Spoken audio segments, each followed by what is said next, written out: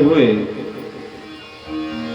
आज पंचम पुष्प अर्पण करने से पूर्व अपने मन और वाणी को शुद्ध करने के लिए राम नाम संकीर्तन करते हुए कथा प्रारंभ करें।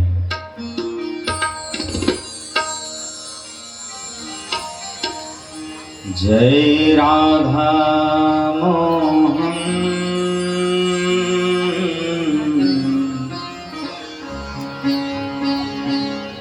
जय कुंज विहारी। भाव से अपनी आंखों को बंद करते हुए भगवान की वांगमयी प्रतिमूर्ति श्रीमद् भागवत के चरण का आश्रय लेते हुए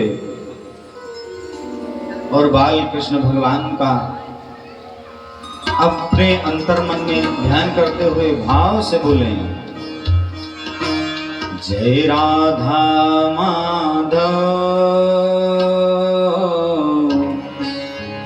जय कुंज विहारी। जय राधा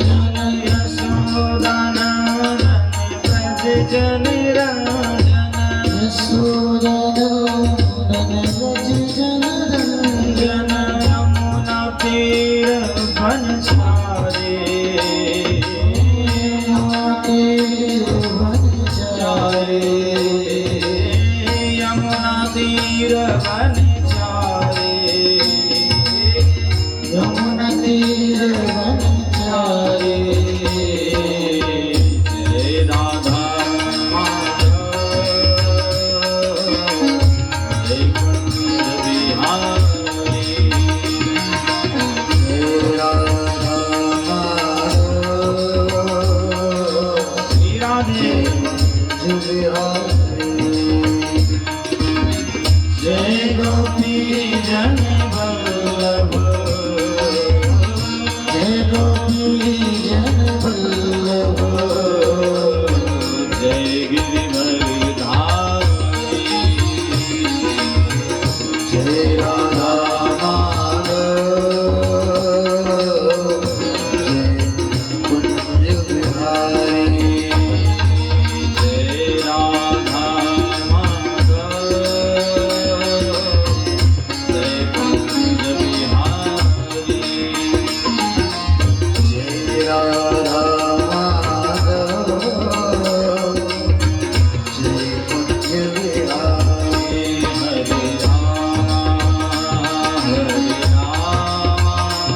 राम राम हरे हरे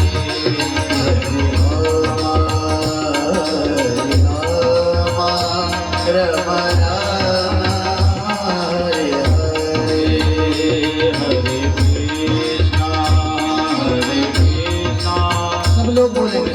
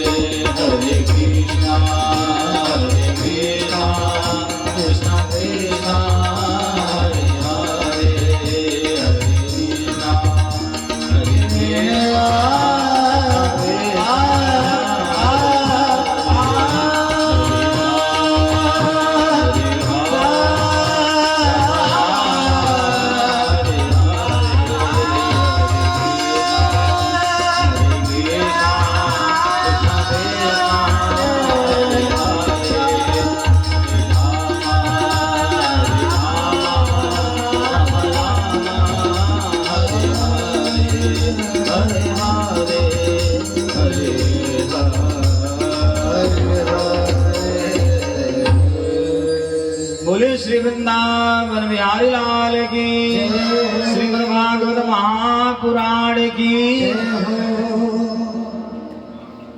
आप सभी ने विगत दिवसों की कथाओं का श्रवण कर रहे हैं। अब तो कल से प्रभु की लीला का वर्णन चालू हो गया है। उनकी दिव्य दर्शनों का यह जो महिमा प्रारंभ हुआ है, कल भगवान का जन्म हुआ है। परीक्षित जी कहते हैं, महाराज प्रभु का जन्मोत्सव धूमधाम से हम सभी ने पूर्व दिवस पे मनाया, लेकिन गोकुल में कैसा आनंद रहा, क्या उसका प्रभाव दिखा, आगे की कथा का श्रवण हमें कराएं। सुखदेव महाराज कहते हैं कि हे परीक्षित जी, नंदस्त्वात्मज उत्पन्ने जाताह्लादो महात्मना आहूय विप्रान वेदज्ञा स्नातः शुचिलंकृतः। राजा परीक्षित जी, नंद के यहाँ किसका जन्म हुआ? कोई साधारण बच्चे का जन्म नहीं हुआ। अरे महाराज, नंद के यहाँ तो साक्षात मूर्तिमंद आह्लाद का जन्म हुआ। त्रेता युग में राजा दशरथ जी के यहाँ आह्लाद रूप में परम पिता परमात्मा का जन्म हुआ, जो साक्षात आह्लाद ने मानो यहाँ गोकुल में नंद बाबा के यहाँ बेटा के रूप में जन्म लिया। सुखदेव जी वर्णन करते हैं और कहते हैं कि जिस तरह से त्रेता युग में अयोध्या में राजा दशरथ के यहाँ नंदोत्सव मनाया गया, दशरथ जी के यहाँ बढ़िया जन्मोत्सव श्री राम का मनाया गया, आज यहाँ दशरथ पुत्र जन्म सुनिकाना। जिस तरह दशरथ ने अपने पुत्रों के जन्म के विषय में सुना तो उन्होंने साक्षात परम पिता को प्रणाम किया। दशरथ जन्म दशरथ पुत्र जन्म सुनिकाना। दशरथ पुत्र जन्म सुनिकाना। दशरथ पुत्र जन्म सुनिकाना।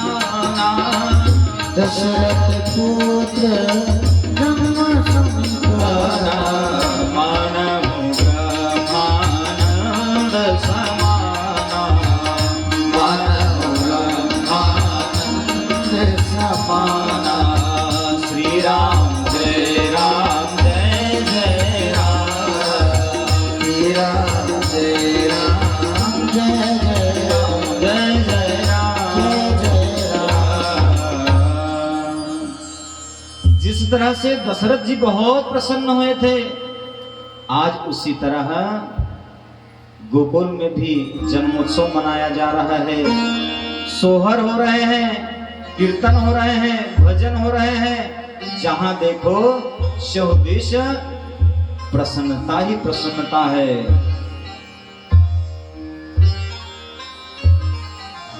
सोहर हो रहे हैं।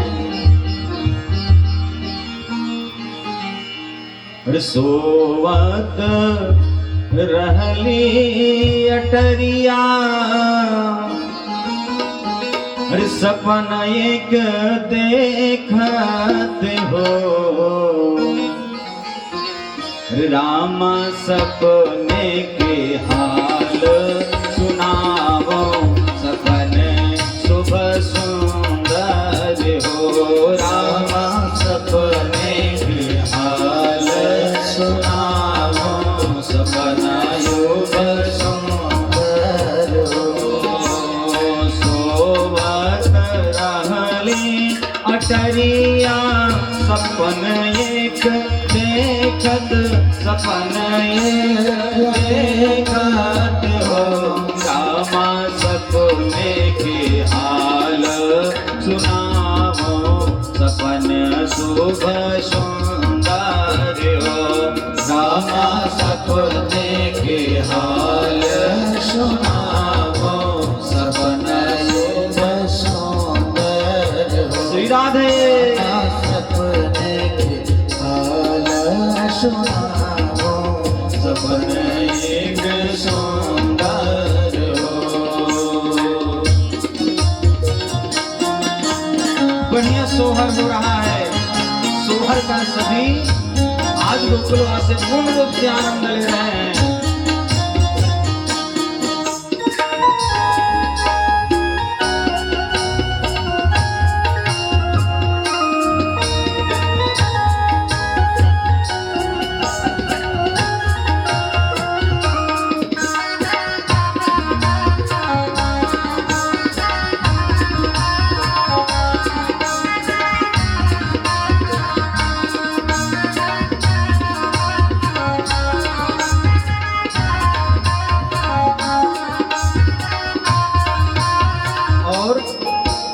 जो जहां से आ रहा है वही हीरा मोती जो भी है द्रव्य दक्षिणा बालक के ऊपर से ऐसे वार के दे रहा है और बढ़िया बढ़िया प्रसन्नता पूर्वक कह रहा है।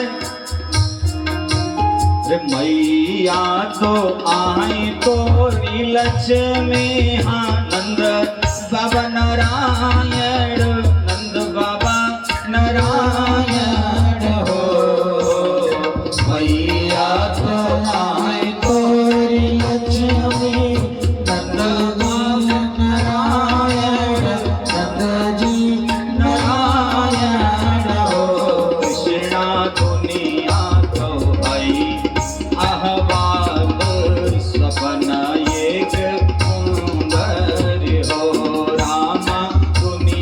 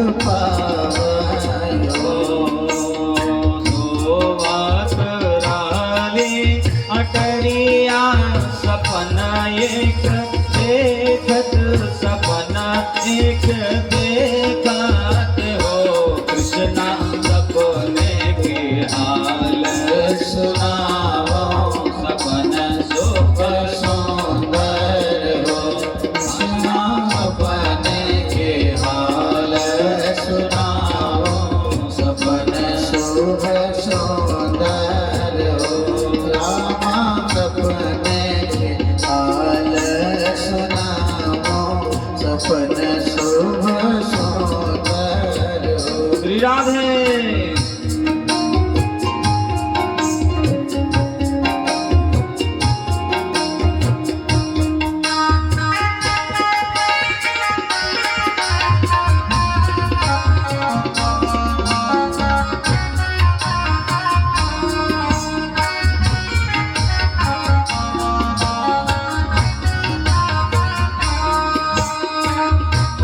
कोई तो सखियां कह रही हैं अरे चौक पुरावो माटी रंगावो चौक पुरावो माटी रंगावो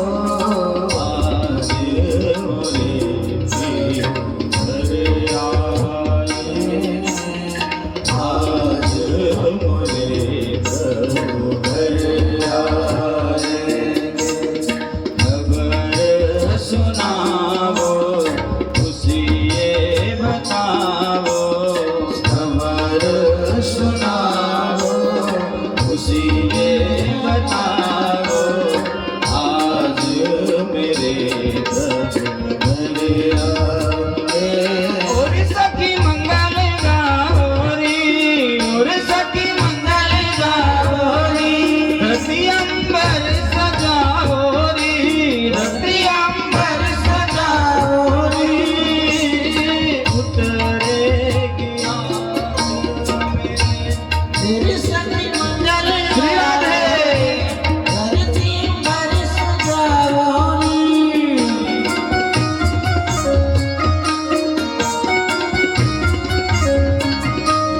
उतरेगी आज मेरे प्रभु की सवारी उतरेगी आज प्रभु की सवारी तेरी कोई काजल मुझे काला टीका लगाओरी और सही काजल लगाओरी मुझे काला टीका लगाओरी उनके जब से देखूं मैं उनकी जब से दिखूं मैं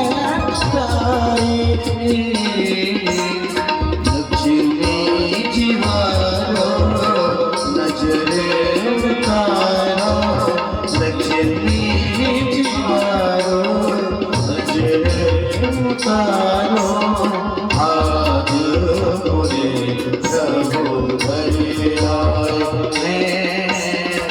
आज मेरे प्रभु घर आए लोक पुरावो माटी लगावो लोक पुरावो माटी लगावो आज मोरे प्रभु घर आए आज मोरे प्रभु घर आए आज मोरे प्रभु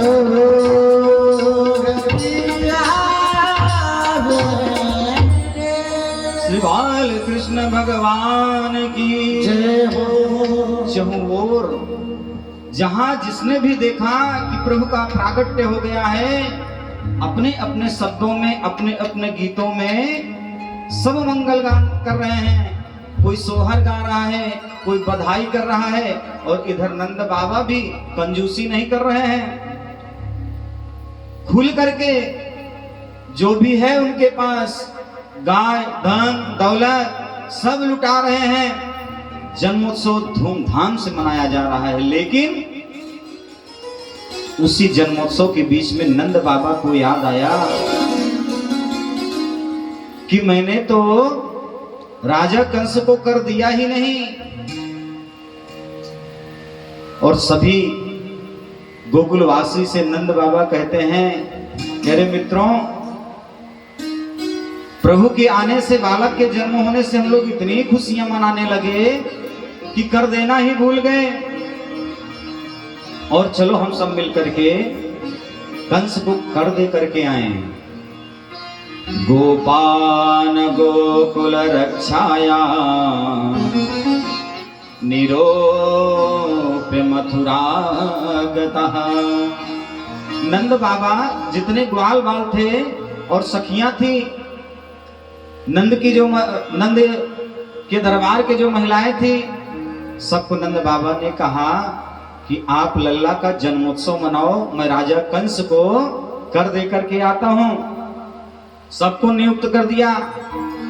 और आज नंद बाबा कर लेकर के कंस के पास गए और कंस को कर दे करके उन्होंने विचार किया कि मैं अपने परम मित्र वसुदेव से मुलाकात करूं। महाराज, वसुदेव जी और नंद जी दोनों परम मित्र हैं और आज इन्हीं के दोनों से मिलने से मित्रता की एक प्रगाढ़ विद्युता दिखाई पड़ती है कि मित्र किसे कहते हैं। नंद बाबा वसुदेव के पास पहुंचते हैं तो एक और तो नंद बाबा को बड़ी खुशी हो रही है, प्रसन्न है एकदम, और एक और बहुत कष्ट हो रहा है। कष्ट इस बात का हो रहा है कि हमारे मित्र जेल में हैं। और कहते हैं ना कि अगर अपने परम मित्र को कष्ट हो तो उनके कष्टों को बांटना चाहिए। आपके पास भले सारी खुशियां हैं, इसका तात्पर्य यह हुआ कि अगर हमारे पास बहुत सारा धन है, दौलत है, गाड़ी है, बंगला है, और हमारे मित्र के पास गरीबी है, कुछ नहीं है, तो उनके यहाँ जाने के बाद अपना घर, बंगला, गाड़ी नहीं दिखाना चाहिए। उन्हीं मित्र के हिसाब से उन्हीं के घर में ढल जाना चाहिए। ऐसा नहीं कहना चाहिए कि हम तो रसमलाई खा के ही पानी पीते हैं। भैया, जो कुछ भी आपको मिले उनके यहाँ, नमक, गुड़, मिष्ठान, जो भी उनको उनके हैसियत के हिसाब से मिले, उसको खा करके उनकी प्रसन्नता में ही अपनी प्रसन्नता जाहिर करना चाहिए। आज वसुदेव और नंद की मित्रता यही कहती है।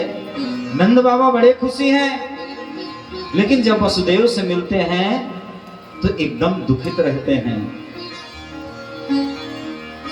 लेकिन नंद बाबा दुखी हैं ना। वसुदेव जी नंद बाबा की प्रसन्नता को देखते हुए स्वयं बहुत प्रफुल्लित हैं और कह रहे हैं, मित्र, आपको बधाई हो, अनंत बधाई हो, आपके यहाँ 80 वर्ष की उम्र में लाला पैदा हुआ है। दोनों एक दूसरे को नमन करते हुए एक दूसरे का सुख दुख बांटते हैं। वसुदेव जी कहते हैं कि नंद बाबा, आप खुशियां मनाइए, आनंद लीजिए। नंद बाबा कह रहे हैं कि मित्र, आप चिंता ना करो, बस अब वो समय दूर नहीं है जब मैं आपको इस जेल से मुक्त करवाऊंगा। वसुदेव जी को बता करके नंद बाबा अपने जैसे गोकुल की तरफ प्रस्थान करने लगे, वैसे वसुदेव जी कहते हैं, महाराज, बहुत ज्यादा समय व्यतीत यहां ना करो, आप गोकुल को जाओ और शीघ्र ही कुछ होने वाला है।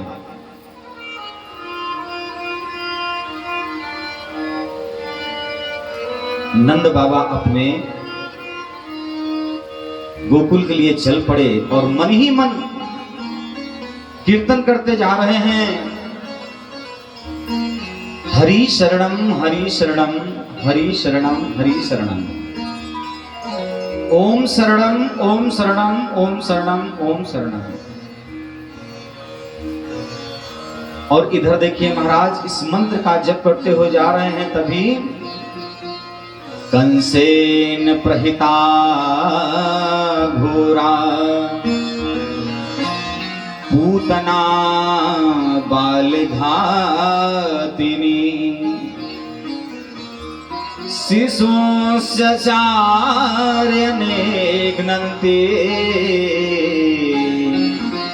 पुरग्राम प्रजादिषु।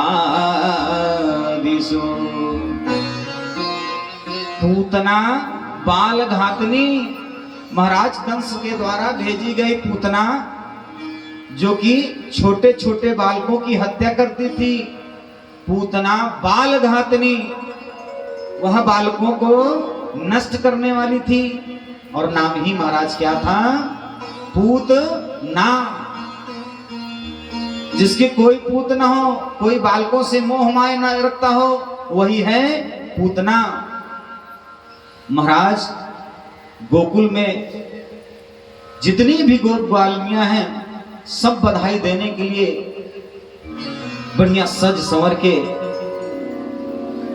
और यशोदा मैया के आंगन को जा रही हैं।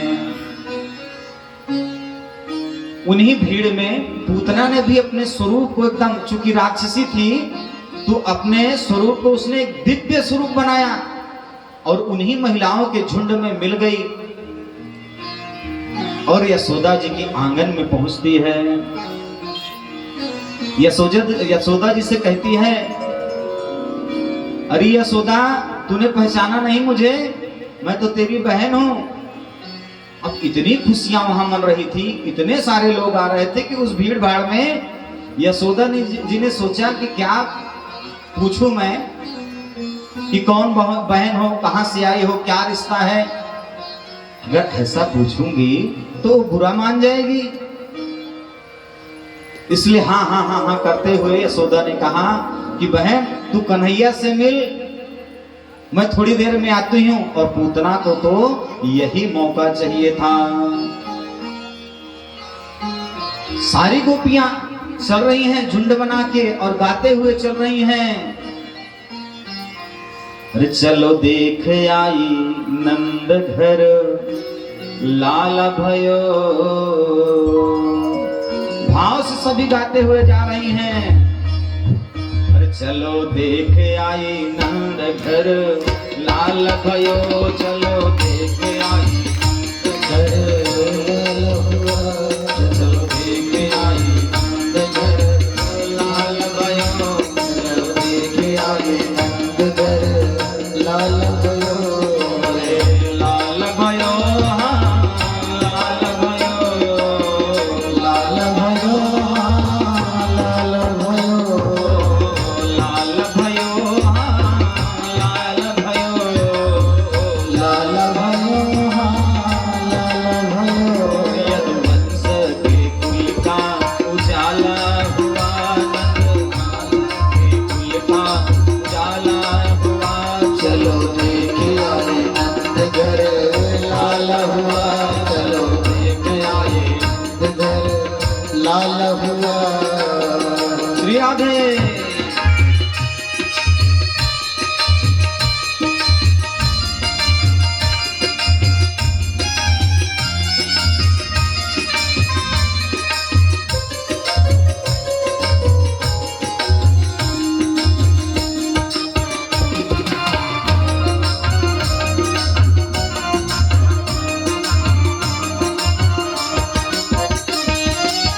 सभी बज के सब होके खुशहाल,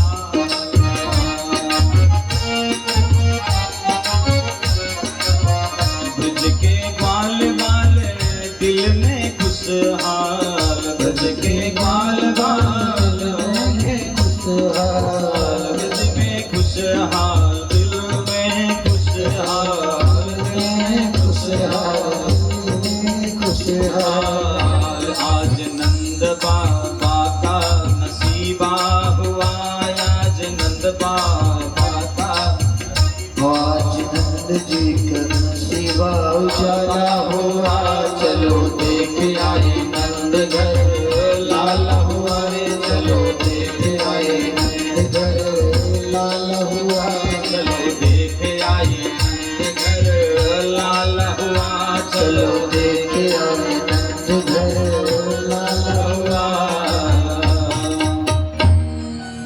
सब अपने अपने में मस्त हैं और इधर पूतना कन्हैया के पास पहुंच गए। सुखदेव जी कहते हैं राजन, पूतना ने ऐसा सुंदर रूप बनाया जैसे मां यशोदा का श्रृंगार होता है, और जैसे वह अपने पति के दर्शन करने के लिए जाती हैं, आज पूतना ने भी सुंदर श्रृंगार करके और कन्हैया के पास पहुंचती हैं। गोप्याम श्रियम दृष्टुमिवागतं पते। मानो ऐसा लग रहा है कि साक्षात लक्ष्मी जी वैकुंठ में मिलने के लिए नारायण से जा रही हैं। और कन्हैया के पास पहुंचती हैं। विबुध्यतां बालकुमारिका ग्रहं चराचरात्मा सनिमीलिते क्षणः अनन्तमारोप्य तदङ्मनद्गम् यथोरगं सुप्तबुद्धधिरञ्जुषेषे। पूतना जब भगवान के पास पहुंचती है महाराज, और जैसे भगवान को उठाने का प्रयास करती है, छोटे से कन्हैया ने अपनी आंख को बंद कर लिया। एक संत जी ने कहा, महाराज कन्हैया जी ने नेत्र क्यों बंद कर लिया? तो कहते हैं देखो, पूतना एक राक्षसी है जो बड़ा सुंदर स्वरूप बना करके आई है, इसीलिए भगवान पूतना से कहते हैं कि तुम जैसी हो मेरे सामने आ जाओ, मैं तुम्हें स्वीकार करता हूं।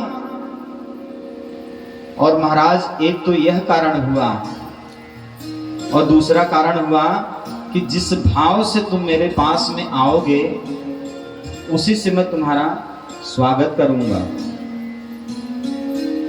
निर्मल मन जन सो मोहि पावा,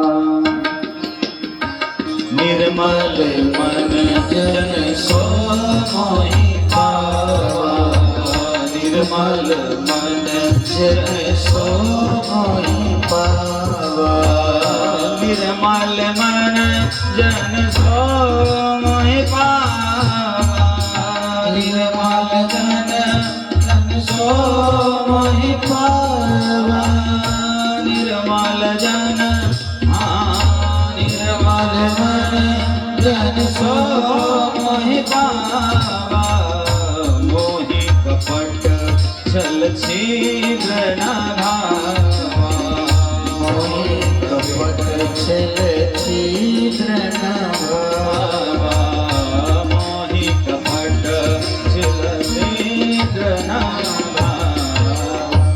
निर्मल मन वाले व्यक्ति मुझे पा लेते हैं, जिनका हृदय छल और कपट से भरा हुआ है वह कदापि मुझे प्राप्त नहीं कर सकते हैं। महाराज मन जब तक निर्मल नहीं होगा तब तक भगवान मिलने वाले नहीं हैं, इसलिए अपने मन को निर्मल करने का है, और तभी भगवान की प्राप्ति होगी। और जब भैया मन निर्मल हो गया तो भगवान को ढूंढने की आवश्यकता नहीं है। कबीरा मन निर्मल भया जैसे गंगा नीर, अरे नारायण पीछे फिरे और कहत कबीर कबीर। महाराज यदि मन निर्मल हो गया ना तो भगवान आपके पीछे पीछे भागेंगे। छल कपट अगर मन में भरा हुआ है तो भगवान ढूंढने से भी नहीं मिलेंगे। तात्पर्य यह कहता है कि अगर मन में छल कपट है तो कितनी भी माला लेकर के जपो, कितना भी यज्ञ करो, कितना भी अनुष्ठान करो, भगवान मिलने वाले नहीं हैं। परीक्षित जी ने पूछा था कि प्राणी मात्र का कल्याण कैसे होगा? तो सुखदेव जी ने बताया था कि भैया मन को शुद्ध करो, अपने आप में परिवर्तन लाओ, और ईश्वर अंश जीव अविनाशी, परमात्मा भगवान कहीं है तो हम ही आपके बीच में है। महाराज एक दूसरे के प्रति प्रेम बढ़ाओ, आदर बढ़ाओ, सत्कार बढ़ाओ, तभी तुमको प्रत्येक मनुष्य में भगवान दर्शन आएगा। और इसके पहले की कथा में बताए हैं कि पहले अपने आप को तो भगवान बना करके देखो। आज महाराज परम पूज्य ब्रह्मलीन श्री डोंगरे जी महाराज इस संबंध को भाव देते हुए कहते हैं कि पूतना का तात्पर्य ही है वासना। इंद्रियों का समूह जो है वह गोकुल है।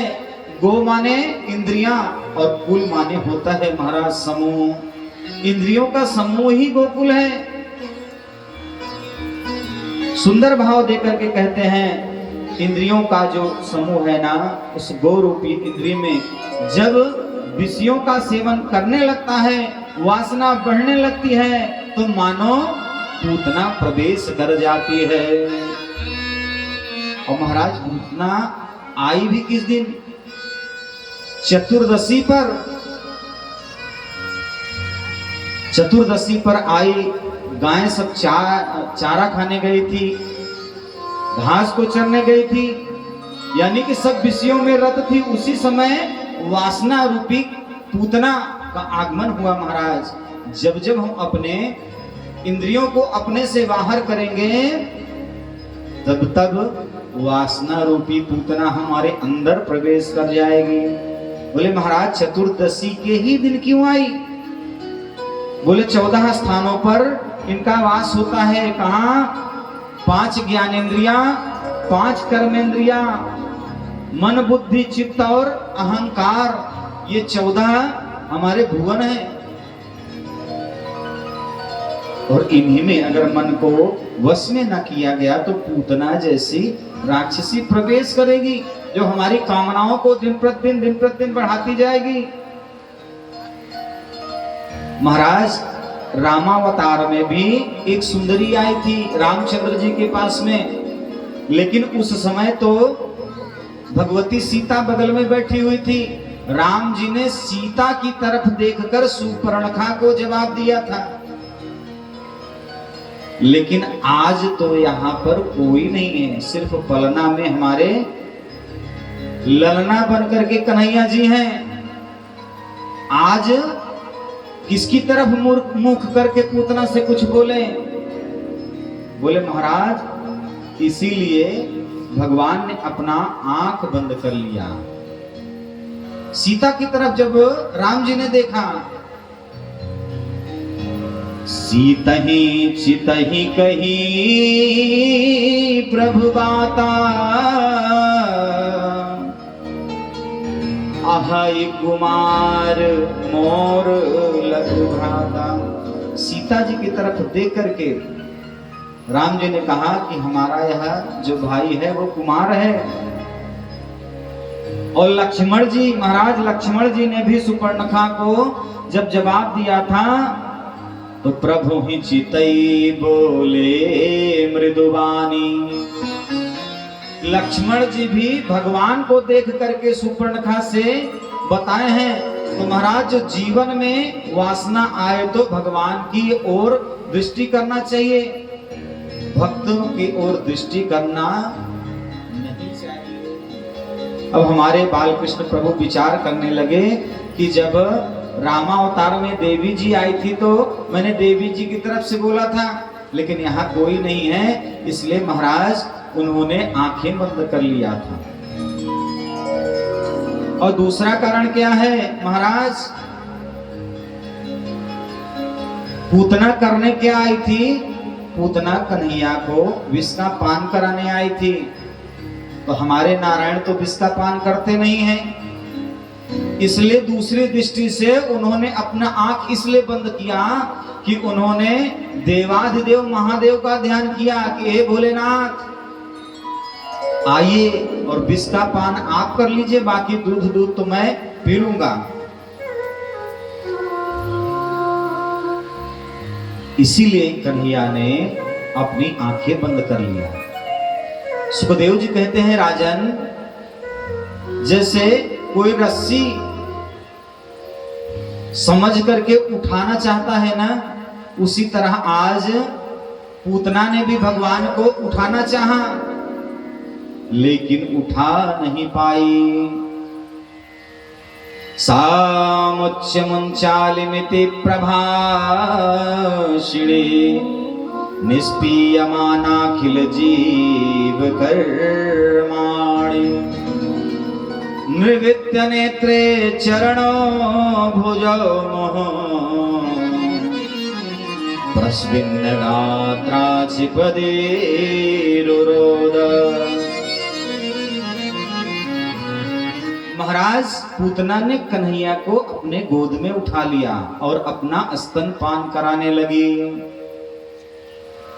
भगवान स्तनपान कर रहे हैं। स्तनपान करते ही यानी विष को किसने पिया? देवाधिदेव महादेव। और हमारे बाल कन्हैया दूध को पी रहे हैं। दूध पीते पीते उन्होंने प्राण को हरना चालू किया।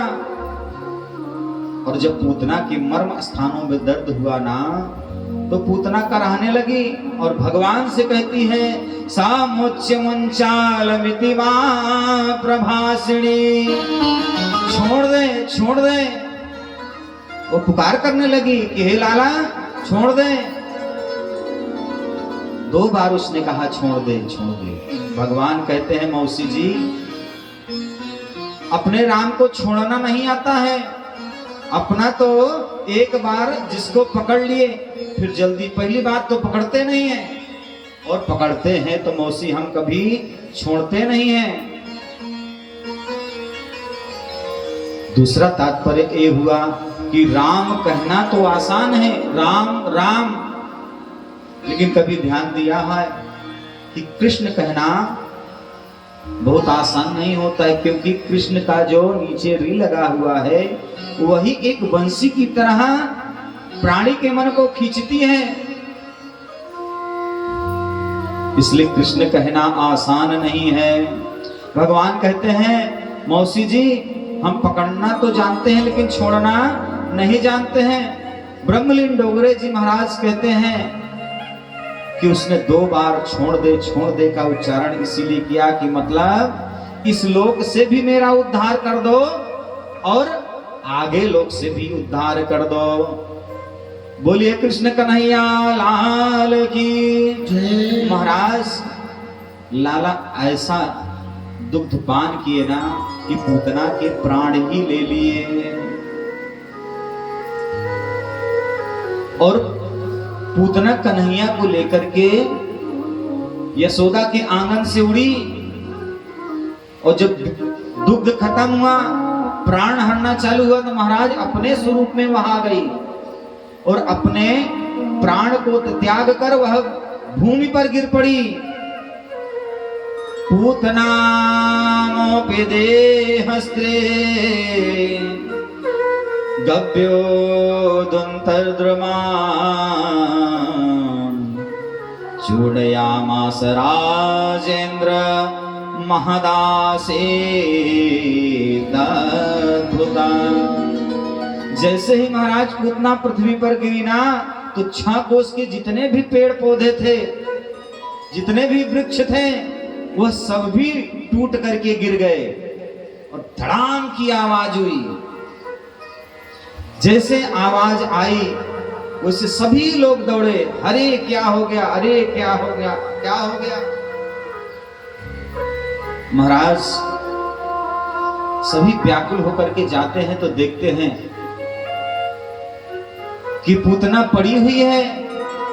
भगवान पूतना के वक्ष स्थल पर बैठ करके क्रीड़ा कर रहे हैं, लेकिन महाराज पूतना इतनी लंबी है, इतनी ऊंची है, इतनी बड़ी है कि 6 कोस के वृक्ष, आप अंदाजा लगा लीजिए कितनी बड़ी है। सभी वहां पर पहुंचे,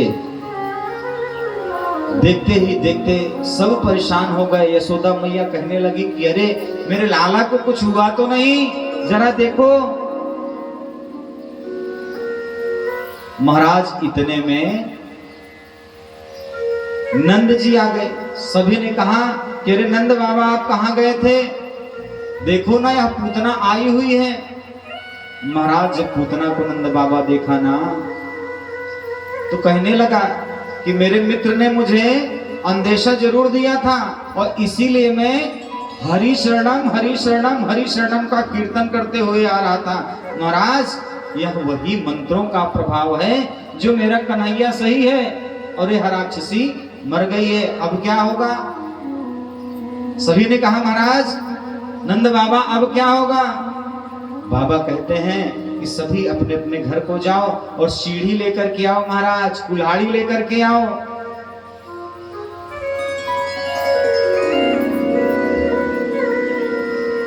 तभी उन ग्वाल बालों में से एक ने कहा महाराज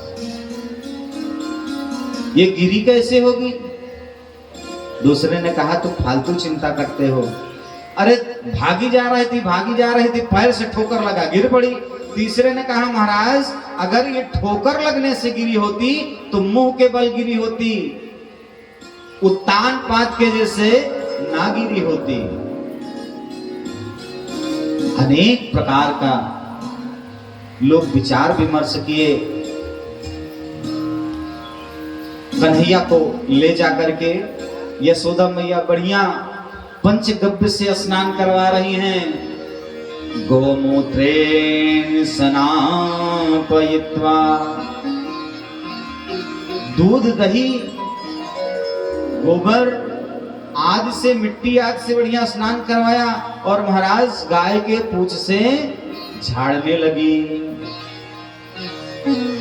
इंद्रियाणी ऋषिकेशा प्राणा नारायणोत्तवदो श्वेतदीपपतिश्चित्तम् मनोयोगेश्वरीषु च। महाराज सीढ़ी लगाकर कुल्हाड़ी से पूतना के एक एक अंग को काटा गया और काट करके उसके नीचे जितनी भी लकड़ियां, जितने भी पेड़ हरे भरे सब सूखे, जितने भी गिरे हुए थे उसी पर पूतना को जलाया गया। बोले बाल कृष्ण भगवान की जय हो। महाराज पूतना जब जलने लगी ना तो उसके जलने से सुगंध फैलने लगी, पूरा वातावरण महकने लगा। सुखदेव जी कहे हैं राजन देखो भगवान नाम ऐसा लगता है मानो भगवान नाम का वो खुद ही रक्षक हैं।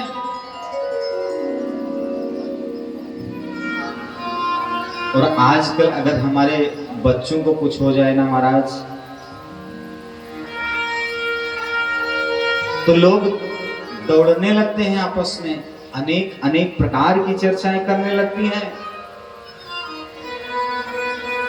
उधर वातावरण सुगंधित और इधर यशोदा जी गाय के पूंछ से झाड़ रही हैं और बार बार गोविंद का नाम ले रही हैं, मानो गोविंद के ही मंत्र से गोविंद को ही झाड़ा जा रहा है। प्रभु मेरे बच्चे की बला से बचाए। यहां एक संकेत देखते हैं कि गाय की वो जो पूंछ है ना उसका इतना महत्व है, कभी आप भी प्रयोग करके देखिए। भगवान के नाम की महिमा और साथ में गाय के पूंछ की। लेकिन महाराज गाय पालना ही बंद कर दिए। आजकल कितना परिवर्तन आ गया, लोग अपने घरों में कुत्ता पालने लगे। अच्छा देखिए जैसा हम कर रहे हैं उसी का भुगतान भी अभी ही कर रहे हैं। पहले आप कहीं चले जाइए ना तो घर के बाहर लिखा होता था मंत्र, स्वास्तिक बने हुए होते थे, ओम बना हुआ होता था। लेकिन आज का समय है महाराज कि अगर किसी के यहाँ जाओ तो लिखा रहता है क्या? बाबू साहब ध्यान दिए ना, शहरों में तो अक्सर लिखा रहता है, गेट पे ही लिखा रहता है, कुत्तों से सावधान। महाराज मानो उस घर में कुत्ता एक नहीं, जितने हैं सभी कुत्ते बन गए हैं, इसलिए कुत्तों से सावधान। गाय तो कोई पालना ही नहीं चाहता था, अभी कोई पालना ही नहीं चाहता था। कुत्तों की अरे महाराज अब तो और हमने देखा लोग कुत्तों को काफी फैसिलिटी दे रखे हैं। जितने हमारे कपड़े नहीं होंगे उतना कुत्तों के लिए ले रहे हैं। हम दूध पीने के लिए मरे जा रहे हैं, महाराज कुत्तों को बरोबर प्योर दूध आ रहा है। और तो और अनदेखा मैंने देखा महाराज कि लोग कुत्तों को अपने साथ ही बिस्तर में सुला रहे हैं। और क्या आश्चर्य, उस कुत्ते का नाम अपने बच्चों के समकक्ष रख दिए हैं। कौन है ये? राज है। अरे महाराज पड़ोसी के भी बच्चे का नाम राज है। चूमना चाटना, अरे कुत्तों के विषय में आप जानो, कुत्ते की महत्ता और गाय की महत्ता को आप पढ़ो, आपको खुद ही समझ में आ जाएगा कि संसार कितना बदल रहा है, कितना बदल रहा है संसार, कि हम अपने आप को पहचानना महाराज बंद कर दिए हैं।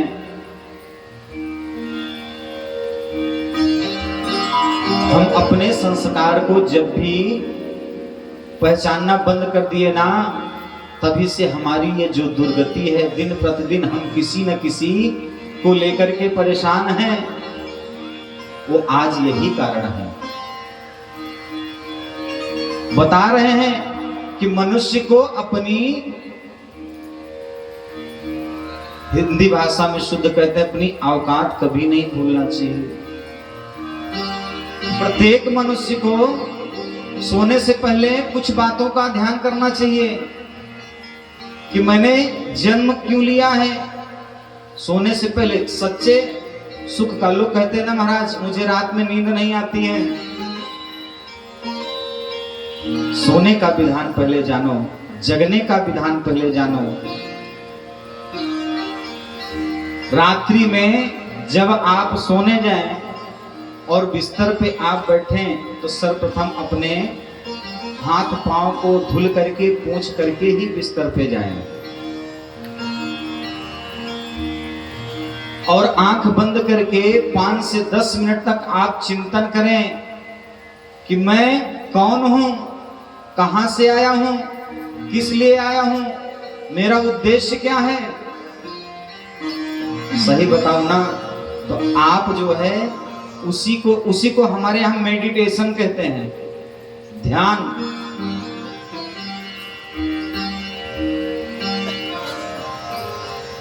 और दूसरी बात चिंतन करना चाहिए कि मैं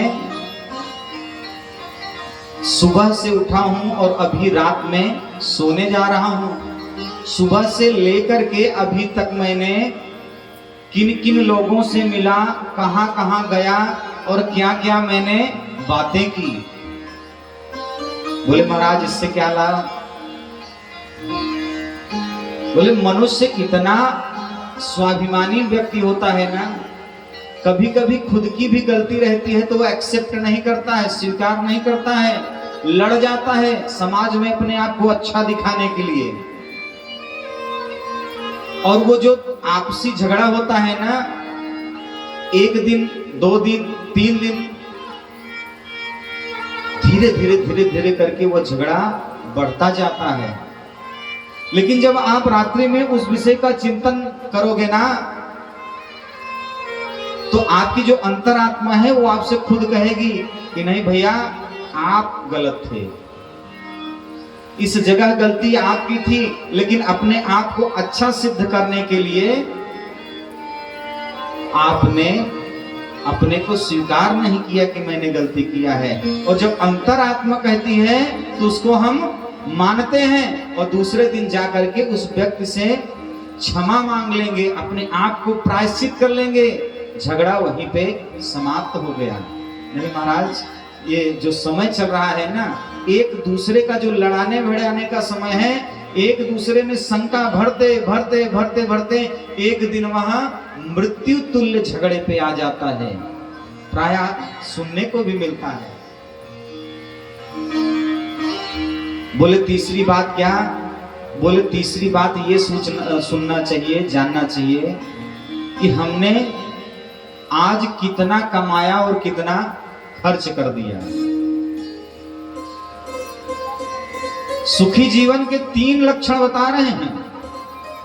तीसरी बात यह है कि आज मैंने दिन भर में कितना कमाया और कितना खर्च कर दिया। बोले महाराज इससे क्या फायदा है?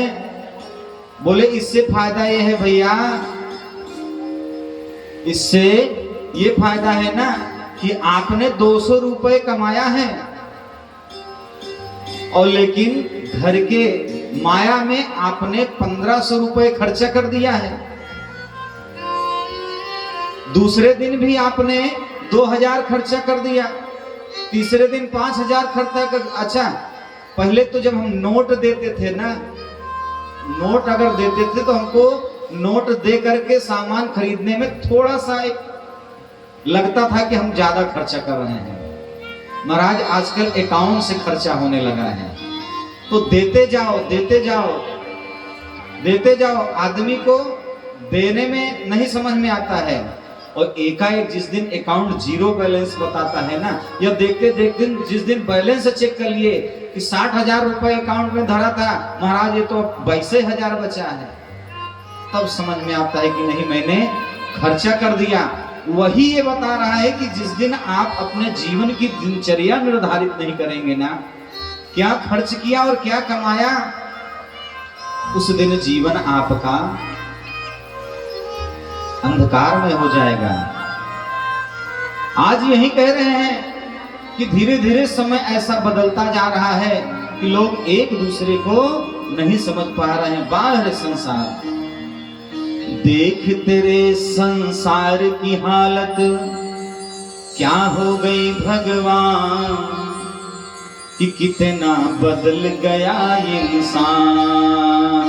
देख तेरे संसार की हालत क्या हो गई भगवान, कितना बदल गया इंसान, कितना बदल गया इंसान। सूरज न बदला, चांद न बदला, न बदला आसमान, कितना बदल गया इंसान, कितना बदल गया इंसान। आया समय बड़ा बेढंगा, आज आदमी बना लफंगा, आज आदमी बना लफंगा। कहीं पे झगड़ा कहीं पे दंगा, नाच रहा नर होकर नंगा, नाच रहा नर होकर नंगा। छल और कपट के हाथों बेच रहा इंसान, कितना बदल गया इंसान, कितना बदल गया इंसान। देख तेरे संसार की हालत क्या हो गई भगवान, कितना बदल गया इंसान, कितना बदल गया इंसान, कितना बदल गया इंसान, कितना बदल गया इंसान। कितना बदल गया? अरे हम आप तो खुद ही बदल गए हैं। हमारे पूज्य महाराज श्री सच्चा बाबा जी कहते हैं और कहते थे, उनका एक सूत्र बड़ा अमूल्य होता था और सबसे प्रिय सूत्र क्या था कि भैया समाज को बदलने के चक्कर में पहले अपने आप को बदलो। परिवर्तन अपने आप में, पहले अपने कॉलर को देखो कितना गंदा है, तब दूसरे के कॉलर को देखो। महाराज सुखदेव जी कहते हैं राजन, जब उस पूतना के देह में आग लगी तो इतना सुगंधमय वातावरण हो गया कि दह्यमानस्य देहस्य धूमस्या गुरुसौरभा। परीक्षित ने कहा, गुरुदेव भगवान पूतना तो राक्षसी थी ना, अगर वह राक्षसी थी तो उसके देह से सुगंध कैसा निकल रहा था? सुखदेव जी कहते हैं राजन, अरे भगवान ने जिसका दूध पी लिया हो, भगवान ने जिसको स्वीकार कर लिया हो, उसकी सारी आसुरी प्रवृत्तियां खत्म हो गई। अपने आप को तो बदल के देखो, अपने आप को भगवान के चरणों में तो लगा करके देखो। परीक्षित जी, वह जो पूतना राक्षसी थी ना, भगवान ने जब उसका दूध पिया और भगवान ने उसको अपने शरण में लिया महाराज, तो भगवान ने उसको मां की गति प्रदान की, मां की गति प्रदान की। गई पूतना मारने को विष काल कोट लगा,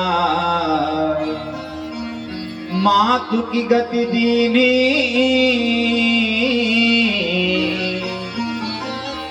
ताहि कृपाल जादपुरा। पूतना तो कालकूट विष लगा करके गई थी। किसको? भगवान को मारने के लिए महाराज, भगवान की को मारने की भावना लेकर के गई थी, परंतु कृपाल भगवान ने उसको अपनी मां का गति दिया। जैसे मां अपने बच्चों को दूध पिलाती है ना, उसी तरह पूतना भी पिलाने गई थी। भगवान ने उसको अपनी शरण में लिया और उसको अपनी मां का गति प्रदान किया। सुखदेव जी कहते हैं, पूतना में एक सद्गुण नहीं था। यदि विचार करके देखा जाए तो कोई भी सद्गुण नहीं है। पूतना क्या थी? बोली पूतना, पूतना लोकवालघ्नी राक्षसी रुधिराशना जिघासयापि हरये स्तनं दत्त्वा सद्गति। मानो पहला तो नाम है पूतना। पूत माने पवित्र और ना माने महाराज नहीं। जो पवित्र नहीं है वही है पूतना। किसी ने कहा, अच्छा वह अच्छा काम तो नहीं करती थी। सुखदेव जी कहते हैं, महाराज अच्छा ही नहीं, नाम भी अच्छा नहीं है और उसका काम भी अच्छा नहीं है। पूतना बाल घातनी, वह कोई भी अच्छा कार्य नहीं करती थी। बालकों को मार देना बस उसका यही काम था। बोले महाराज उसका बढ़िया खानदान तो होगा। सुखदेव जी कहते हैं कि राजन उसका बढ़िया खानदान भी नहीं था। महाराज तब तो बढ़िया बढ़िया भोजन करती होगी, शुद्ध मालपुआ, घी, साग। सुखदेव जी कहते हैं कि परीक्षित जी वह मांसाहारी थी, पूरा मांस का भक्षण करती थी। पूतना ने अपना स्तन भगवान बाल मुकुंद को के मुख में दिया। भगवान को लगा कि स्तन कराने का उत्तरदायित्व तो मां का है और महाराज इसलिए उसको अपनी मां की गति प्रदान किया। वो भाव लेकर के आई थी ना कि हम इस बालक को मार देंगे, लेकिन जन यव गुण प्रभु मान न काहो। जन यव गुण प्रभु मान न काहो। जन यव